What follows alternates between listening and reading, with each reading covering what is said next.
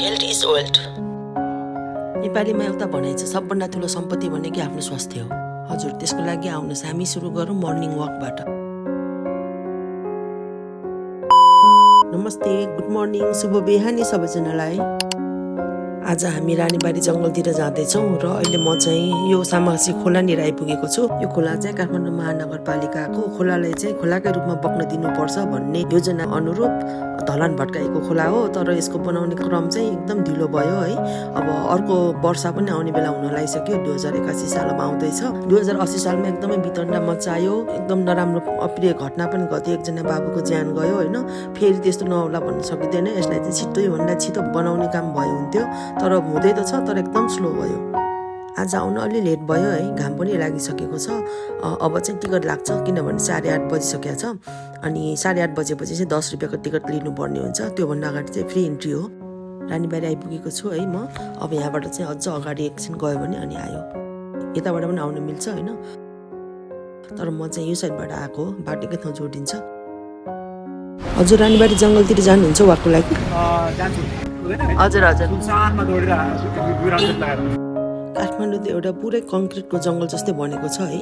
ढुक्कले मजाले सास फेर्न पनि नसकिने जस्तो भएको छ। यस्तोमा सहरको बीच मुटुमै भनौँ न, यत्रो जङ्गल हुनु भनेको त हाम्रो लागि एक प्रकारले वरदान नै हो होइन। र हामीले यसको फाइदा भरपुर उठाउनु पर्दछ। मर्निङ वाक आउने, मजाले सास फेर्ने, हिँड्ने, व्यायाम गर्ने गऱ्यो भने हामी स्वस्थ रहन्छौँ, मन प्रफुल्लित हुन्छ, हाम्रो दिन राम्ररी बित्दछ होइन। त्यसकारण म भन्छु वाक आउनु चाहिँ एकदमै जरुरी छ, त्यसमाथि पनि यस्तो स्वच्छ वातावरणमा। यो रानीबारी जङ्गल काठमाडौँको रिङ रोडभित्र रहेको एकमात्र कम्युनिटी फरेस्ट हो र यो काठमाडौँको उत्तर पश्चिम भागमा अवस्थित रहेको छ र 6.95 क्षेत्रफलमा यो फैलिएको छ। विक्रम सम्वत 2057 सालदेखि चाहिँ सर्वसाधारणको लागि औपचारिक रूपमा यस जङ्गललाई खुल्ला गरेको थियो। यहाँ 108 प्रजातिका विभिन्न बोट बिरुवाहरू पाइने गर्दछन्। त्यस्तै 100 भन्दा बढी प्रजातिका चराचुरुङ्गीहरूको वासस्थान यहाँ रहेको छ। त्यस्तै गरेर ससाना जनावरहरू पनि यहाँ पाइने गर्दछन्।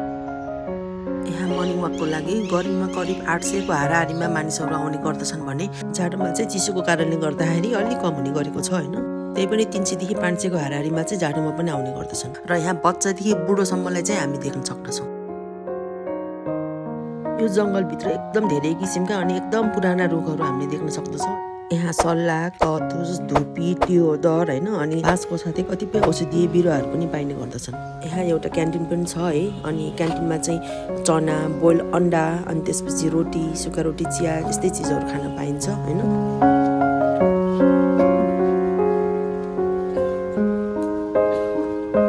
हामी चाहिँ अब एक राउन्ड लाउनु पर्यो भनेर यो बेसबाट राउन्ड लाउन मिल्ने एरिया हो होइन।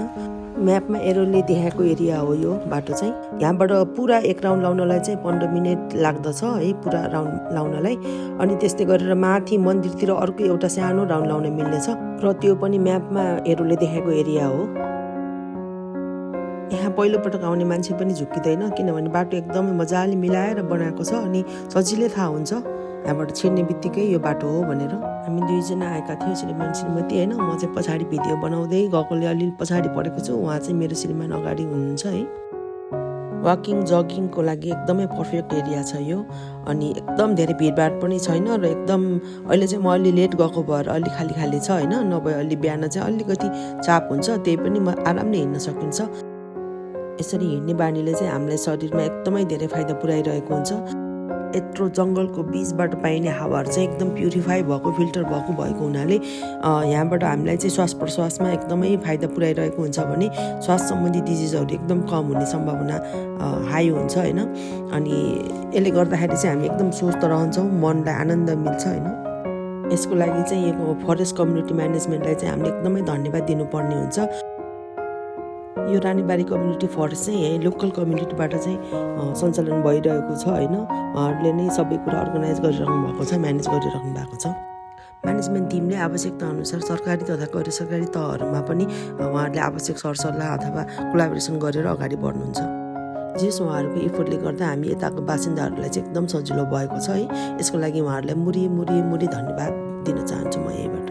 यतिखेर अलि ढिला भएकोले मात्रै अलिकति खाली जस्तो देखेको हो। अनि विन्टरको टाइम भएर पनि, नत्र भने यहाँ बच्चादेखि बुढोसम्म आउने गर्नुहुन्छ है। लत्तीदेखिको बुढा पाकाहरू पनि देख्छौँ भने सानो बच्चाहरू आफ्नो आमा बुवाहरूसँग आएको देख्दछौँ हामीले। अनि त्यस्तै गरेर कराते खेल्ने बच्चाहरू, अनि यहाँ नजिकैको आर्मी पुलिसहरू ट्रेनिङकोहरू सबजना यहाँ आएर दौडिनुहुन्छ। मैले कति पटक भेटेको छु उहाँहरूलाई। यहाँ चाहिँ एक्सर्साइज गर्न मिल्ने एरिया छ। यहाँनिर उहाँहरू दौडेर आइसकेपछि चाहिँ अब सबैजना होइन, केही चाहनेहरू चाहिँ यहाँ आएर अनि एक्सर्साइज पनि गर्नुहुन्छ। हल्का इक्विपमेन्ट्सहरू छ भनौँ न।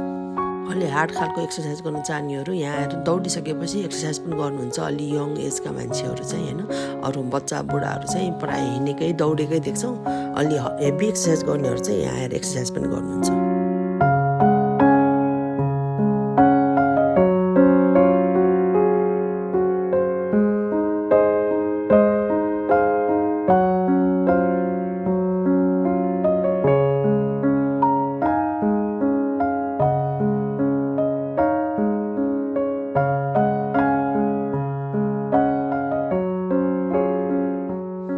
अब एक्सर्साइज एरियाबाट हामी निस्क्यौँ होइन। यहाँ अब चाहिँ हामी मन्दिरतिर जाउँ, मन्दिरको दर्शन गरौँ। यतातिर चाहिँ मन्दिर छ होइन। माथि पनि सानो एक राउन्ड लाउन मिल्छ, अघि नै मैले देखाएको थिएँ। यहाँबाट हल्का सिडीहरू चढेर जानुपर्ने हुन्छ, हल्का हाइक जस्तो पनि छ यहाँबाट। मन्दिर आयो अब।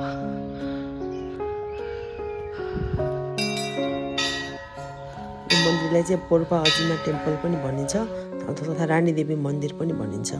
यहाँ 11 अलग देवी देवताका मूर्तिहरू रहेका छन् भने गणेश, विष्णु, लक्ष्मी, शिव, बुद्धका अलग अलग मूर्ति पनि रहेका छन्।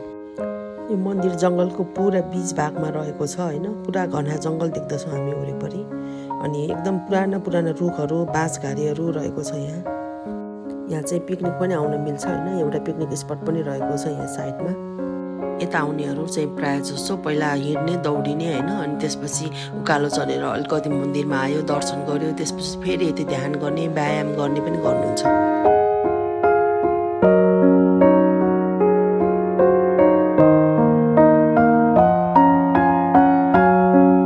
अब चाहिँ हामी मन्दिरको दर्शन गरेर फर्किँदैछौँ है। अब चाहिँ बिस्तारै हाम्रो एक राउन्ड लगाइयो होइन। अब आज चाहिँ एक राउन्ड मात्रै भयो। मैले भिडियो बनाउने मेरो विचार थियो, त्यसले गर्दाखेरि धेरै दिएन। चाहिँ हामी फर्किँदै गरेको छौँ। गएकोहरू जाने अनि नयाँहरू फेरि आउने क्रम भइ नै रहन्छ। हामी जाँदैछौँ, नयाँ पनि आउँदै हुनुहुन्छ। हामीभन्दा पहिले पनि कति धेरैजना फर्किसक्नु भएको छ है।